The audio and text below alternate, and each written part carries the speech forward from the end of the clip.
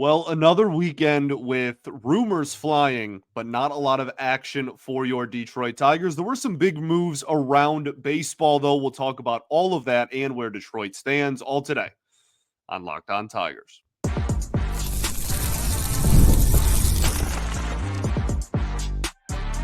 You are Locked On Tigers, your daily Detroit Tigers podcast. Part of the Locked On Podcast Network, your team every day. What is up, everybody? Welcome back to another edition of Locked On Tigers. I'm, of course, your host, Scott Bentley. Today is Monday, December 16th, 2024. Thank you so much for making Locked On Tigers your first listen every single day. We are free and available wherever you get your podcasts, including YouTube, part of the Locked On Podcast Network, your team every day. Today's episode is brought to you by Game Time. Download the Game Time app, create an account, and use code LOCKEDONMLB for $20 off of your first purchase. Welcome in. Welcome all, everyone. Hope you all had a fantastic weekend. So today we have a few different things on the docket here. We're going to talk about some more rumors that the Tigers are involved in. That's kind of like we're all just sitting around and waiting, right? I'm in the same boat as y'all. Like I'm hearing a lot of rumors and we're seeing a lot of smoke, but not a lot of fire. So we're going to address those. We'll talk about a couple of reports that have involved the Tigers. We'll talk about, again, just a couple of things that are swirling around the rumor mill. We'll talk about some action, the Tigers players that received bonus pool money, and then we'll take a look around baseball as well and talk about how those moves affect the Tigers. There's some people that are saying the Tigers should have been in on some of the moves that happened, et cetera, et cetera. So we're going to start off with a report that was actually made a little bit ago. I want to say about a week ago, maybe even a little longer, by Evan Petzold of The Freep, where he had mentioned that the Tigers were kicking the tires on Christian Walker. Now, we've talked about Christian Walker and his fit in this organization plenty times in this offseason already. Look, obviously, if they went out and they brought in Christian Walker, I would be thrilled. And he is instantly the best first baseman in the entire organization. And it's really a no-brainer in my eyes. That being said, I think they will pretty quickly and easily, if it hasn't already happened, get outbid. This team has consistently proven that once the price tag gets a little high, right, and too high for the bar that they set for, like, we're not going to go over this bar, they are very hard set on not going over that, whatever that arbitrary number is for each player. And Christian Walker, first off, none of the first basemen have signed yet. So, like, we're all still just waiting for first baseman to come off the board. I'd imagine everyone's kind of waiting for Pete Alonso to sign because we can assume that he would set the first base market. But, Christian Walker's really good. And I'm not sure he needs, quote unquote, to necessarily wait until Pete Alonso signs. So if the Tigers are kicking the tires on him, awesome. That's great. But this report, like I said, was a little bit over a week ago now. And on top of that, I'm just not confident that if let's say the Yankees or the Red Sox, or like pick a big market team, the Dodgers, they're signing everybody. If they were to go toe-to-toe with a big market team, then one team could just just saying they could outbid you is a little too simple of an example. But that's kind of what it comes down to, right? This team is in a position where they are going to, if it's not a hot market on a player, they're going to, again, kick the tires. But as soon as, big market teams start dipping their foot in and go, okay, well, we're here now and we're going to raise this offer by 20 mil immediately. It's like, all right, well, then I think the Tigers are going to pull out of most conversations. Now, I don't know that to be true. That's not objective. It's very subjective, very much just my opinion and my assessment of the situation and what the Tigers have done so far this offseason and what they've done really in the Scott Harris era as a whole. So if I am wrong and they go out and they do spend big on a Christian Walker and Alex Bregman and they do go, yeah, like we didn't want to go over 200 mil, but we did it because we really wanted to get them, then tip of the cap and we'll celebrate that, right? Assuming it's a, good deal. I'm not giving, if they sign Christian Walker to an $800 million deal for 15 years, we're going to have a little bit of a problem, but you get my point. So that's just where I stand. Like, that's great. I don't believe that they're actual players.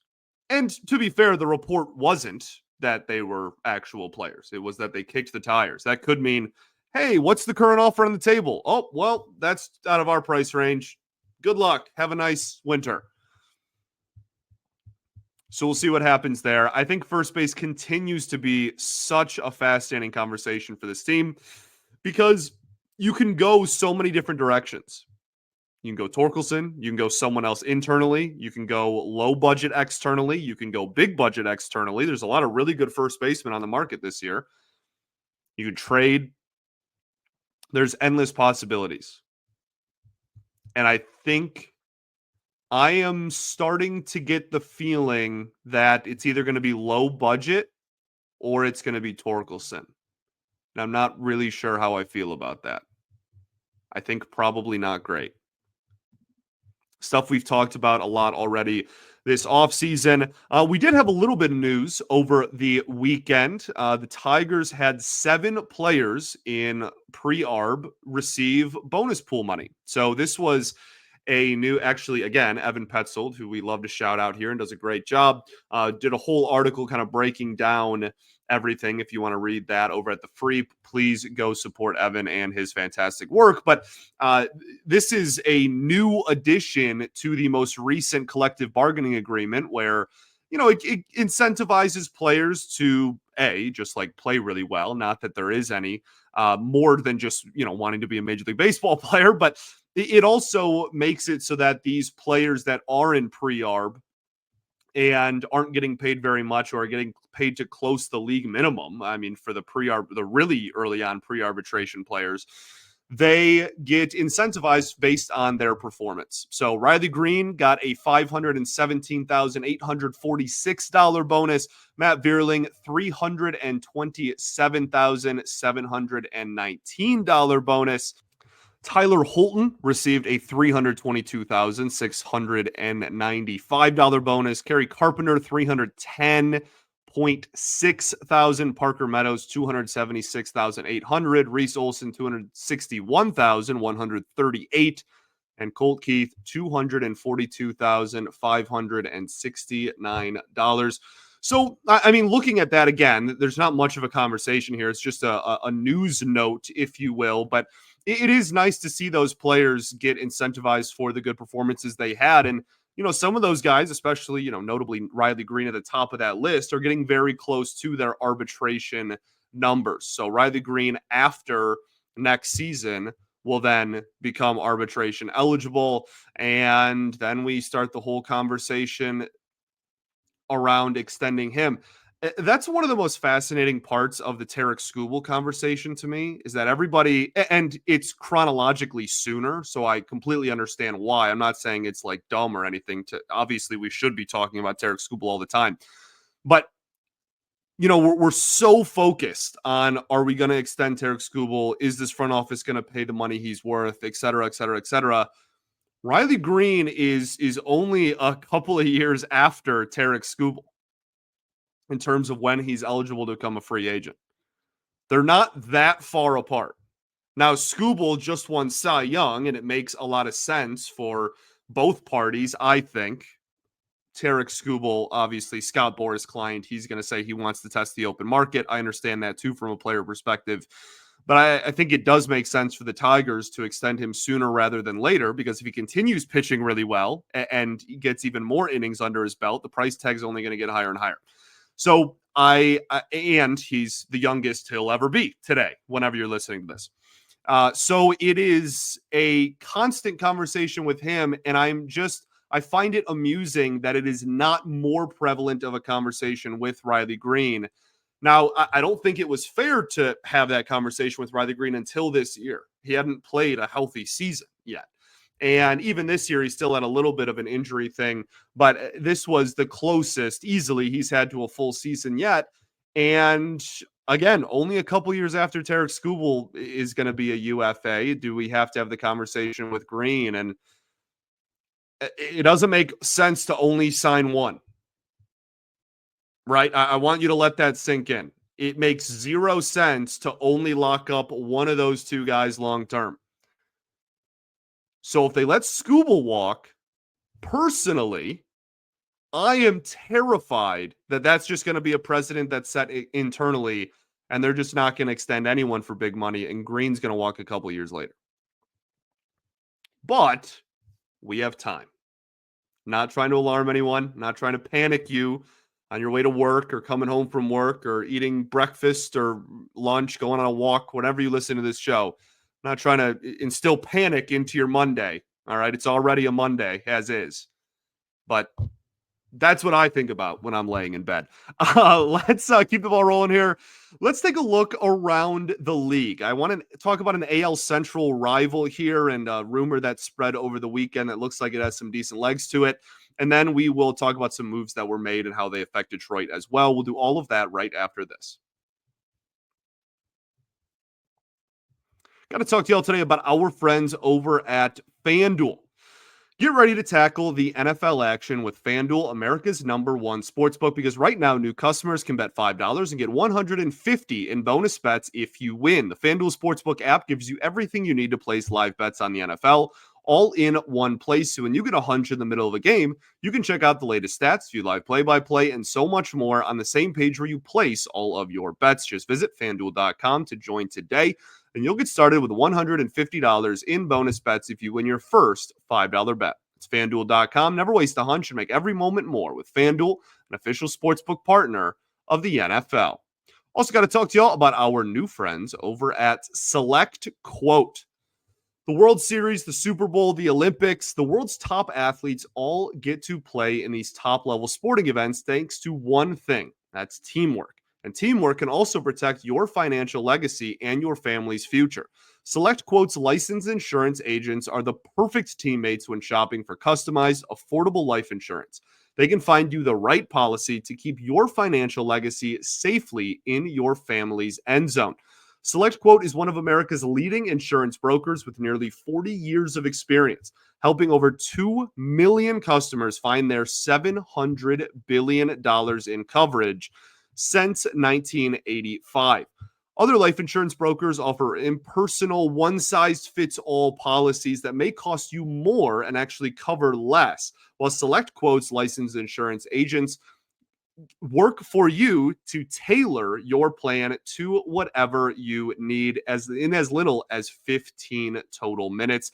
Select Quote, they shop, you save. Get the right life insurance for you for less at selectquote.com/lockedon.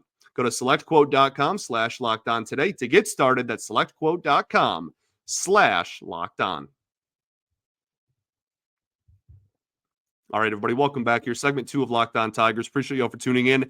As always, making us your first listen every single day. Shout out to the everydayers that do tune in every day. We will, of course, be back on Wednesday. This week, we officially are in 3 days a week as a branch, as a sport here on the Locked On Network. Most of the baseball shows will go down to 3 a week. Now, if we have big news throughout the offseason that happens on like a Monday night, then you'll get a Tuesday episode. I'm not going to just stick like it has to be Monday, Wednesday, Friday.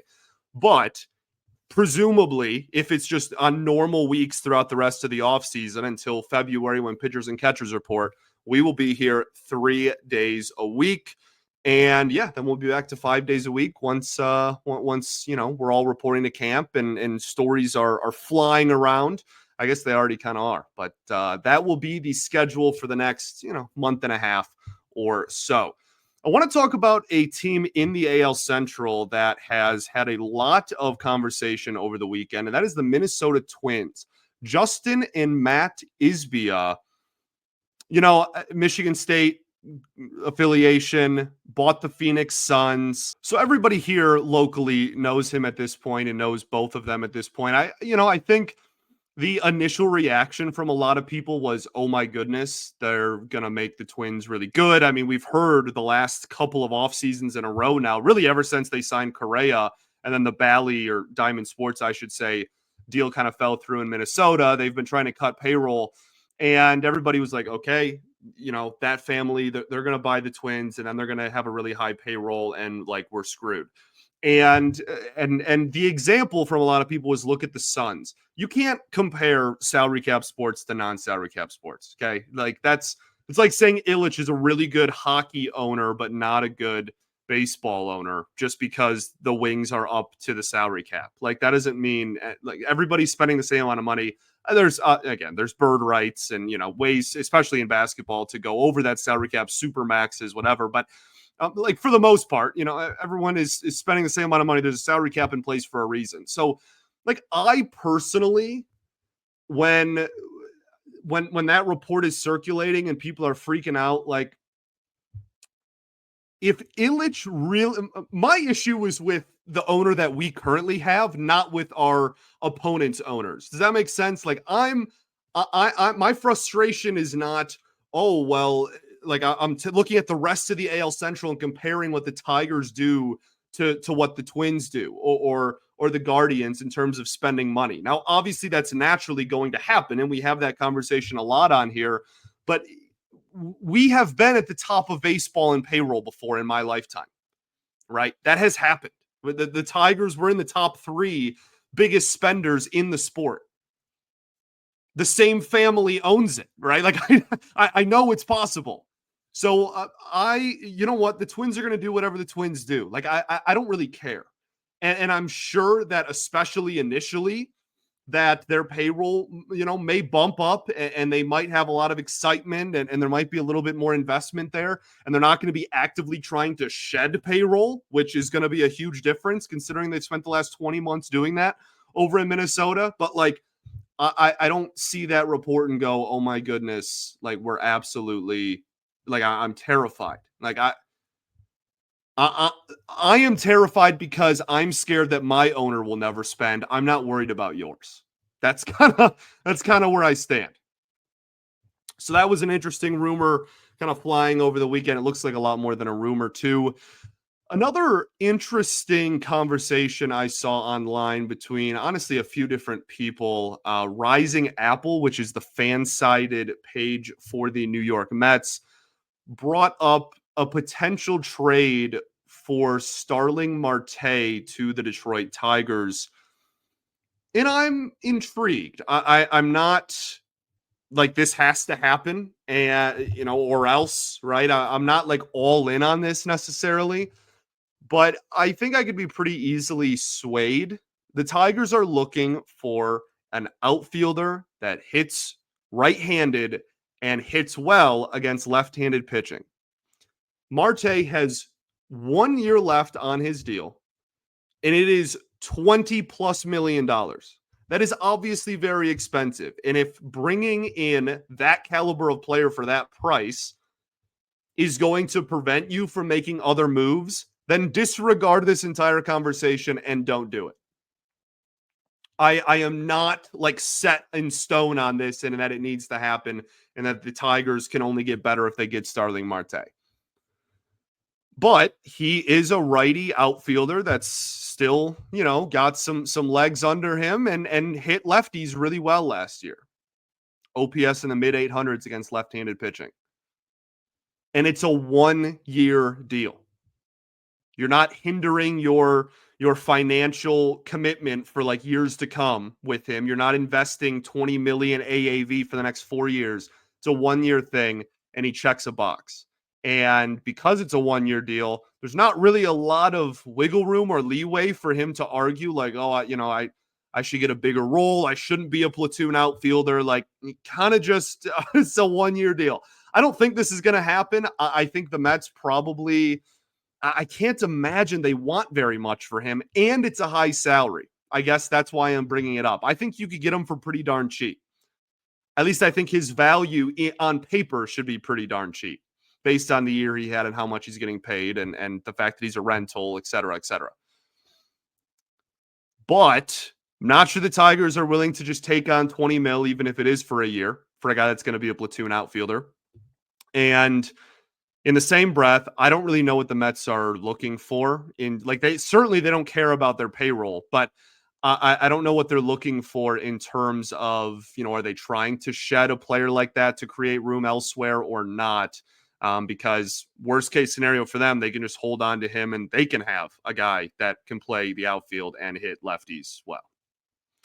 So we'll see what happens. But it's something that popped up, and I actually don't hate it as much as I thought I would when I first saw the article. Let's talk about some other moves that happened around baseball and then a quote by the Tigers front office. We will do that right after this. Got to talk to y'all today about our friends over at Game Time. Game Time is the best, and they are focused on togetherness this holiday season. That means when you bring people together at live events, the experience is that much better, and it's the perfect gift.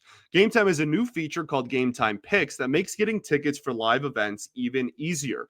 Game Time Picks has everything you need and filters out all the fluff to show you only incredible deals on great seats. You don't have to waste time searching through thousands of tickets. They have so many great offers and deals, all-in pricing where you can toggle the feature and it'll show you your total up front with no surprise fees at checkout. And of course, your purchase is covered with the most flexible customer service policy in the ticketing industry. So take the guesswork out of buying tickets with Game Time. Download the Game Time app, create an account, and use code LOCKEDONMLB for $20 off of your first purchase. Terms apply. Again, create an account and redeem code LOCKEDONMLB for $20 off. Download Game Time today. What time is it? Game Time. All right, everybody, welcome back. Your third and final segment, Locked On Tigers. Appreciate y'all for tuning in. As always, one of the big moves that happened over the weekend was the Kyle Tucker saga finally came to an end. He is a Chicago Cub.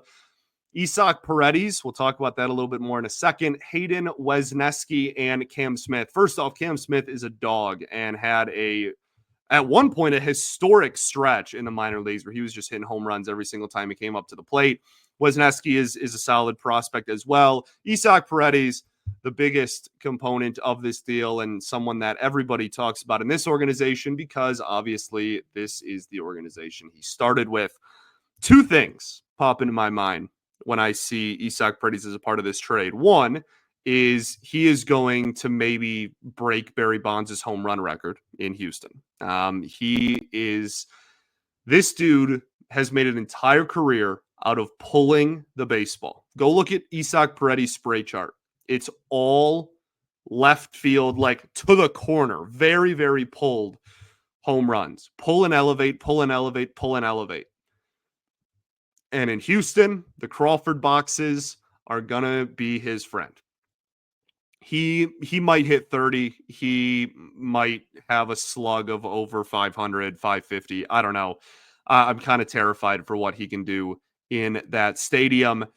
The other thing that I think about when I look at Paredes part of this trade is it would be really nice to still have him. And I give the Avila administration and that era a lot of heat.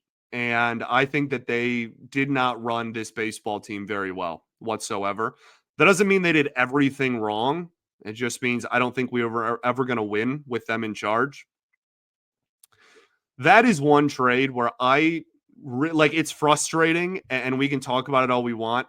No one knew that was going to happen. Austin Meadows was an all-star in his mid-late 20s and had years of team control left. On paper, that's a deal that pretty much any GM in baseball does. And it just really sucks because we could really use a young third baseman with some power right now, like really badly. It'd be really nice to still have him in the organization. Now, I'm not one of those people that anytime he hits a home run, I have to tweet about it. There's a ton of people out there that, oh my gosh, he could like break wind and it's all over Twitter. Like, oh, the Tigers are so stupid. Look, like he's eating a, Subway sub. Like, not everything he does means whatever. Objectively, we're all looking for a third baseman. We were never going to get Paredes back. And now he's a part of a deal to bring in one of the best outfielders in baseball to Chicago. Jeffrey Springs to the Athletics, another big deal this weekend. There was a decent amount of Tigers fans that were saying that Jeffrey Springs should have been a Tiger and that we should have made that trade. I like Springs a lot. He's got incredible stuff. This dude hasn't stayed healthy in his entire career.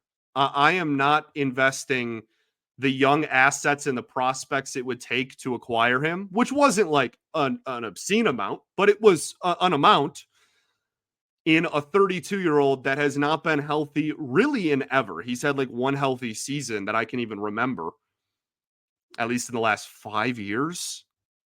And again, he's in his early 30s. So like, I hope he stays healthy. I think the sport is better when Jeffrey Springs is healthy because he's that good. And I hope that he crushes it in, I almost said Oakland, Sacramento, whatever. But like, I gave zero thought to like, oh darn, the Tigers should have done that. I'm okay. We have starting pitching. Let's focus on bats. The Astros are also in, apparently, on Nolan Arenado, which is wild considering they just got Isaac Paredes. Now Paredes came up as a second baseman, maybe can even move him to first base. He's put on a lot of muscle since he was a Detroit Tiger. Arenado has said that he will play first base. So maybe the plan is to do that. I'm not sure. All I know is they just brought in Isaac Paredes and they're in on Nolan Arenado. If both of those happen, I would have to imagine that Alex Bregman is not a Houston Astro, which gives me hope. Then that's dangerous because I don't want hope. I don't want to be let down again. Okay. I shouldn't have hope. Bregman's not going to be a Tiger. He's going to go to the Yankees or something. But like, I mean, if they really are in on Paredes, then, this is me just setting myself up for failure and hopefully not bringing you with me. Speaking of the Yankees, Cody Bellinger rumored to be traded to the Yankees as well. This is something that a lot of people are saying the players are all in place, but the financial surroundings with this deal are very far apart between the two teams. So we will see what happens the rest of Sunday night here and then throughout the day, Monday. But that is currently what it sounds like, is that Bellinger may head to New York.